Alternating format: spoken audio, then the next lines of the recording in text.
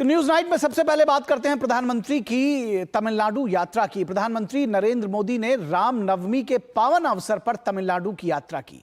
PM ने रामेश्वरम ज्योतिर्लिंग में पूजा अर्चना की। इसके साथ ही प्रधानमंत्री ने तमिलनाडु के लिए 8,300 करोड़ रुपए के रेल रोड प्रोजेक्ट्स का उद्घाटन और शिलान्यास किया और पाम्बन रेलवे ब्रिज को देश को समर्पित भी किया।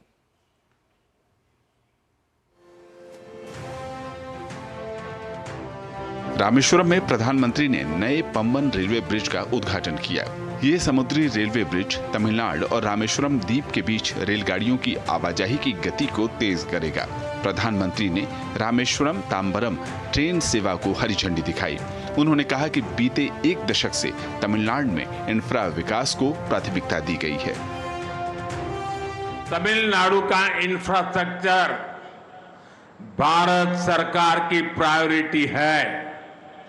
बीते एक दशक में तमिलनाडु का रेलवे बजट 7 टाइम्स से ज्यादा इंक्रीज किया गया है।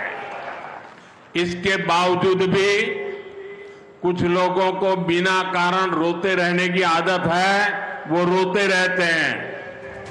रामनाथपुरम से प्रधानमंत्री ने तमिलनाडु के लिए कुल 8,300 करोड़ रुपए के रेल रोड प्रोजेक्ट का उद्घाटन शिलान्यास किया। उन्होंने कहा कि विकसित भारत में तमिलनाडु की बड़ी भूमिका होगी। प्रधानमंत्री ने तमिल, खास तौर पर द्रमुक नेताओं पर परोक्ष रूप से कटाक्ष किया। उन्होंने कहा कि तमिल विरासत और भाषा को वे खुद दुनिया में लेकर जा रहे हैं, लेकिन आश्चर्य है कि तमिलनाडु के नेता तमिल में दस्तखत भी नहीं करते। मैं तो कभी कभी हैरान हो जाता हूं,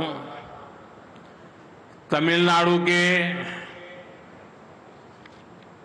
कुछ नेताओं की चिट्ठियां जब मेरे पास आती हैं, कभी भी कोई नेता तमिल भाषी में सिग्नेचर नहीं करता है।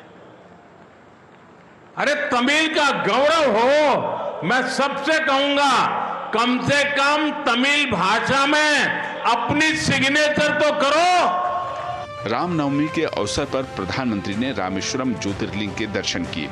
व्यस्ततम विदेश दौरे से भारत आते समय राम सेतु के दर्शन करना, रामेश्वरम पहुंचना और रामनाथ के पूजन अर्चन करना, और वो भी नवरात्र में शक्ति आराधना के अंतिम दिन रामनवमी के दिन, और साथ ही साथ राष्ट्र सेतु पम्बन सेतु का लोकार्पण।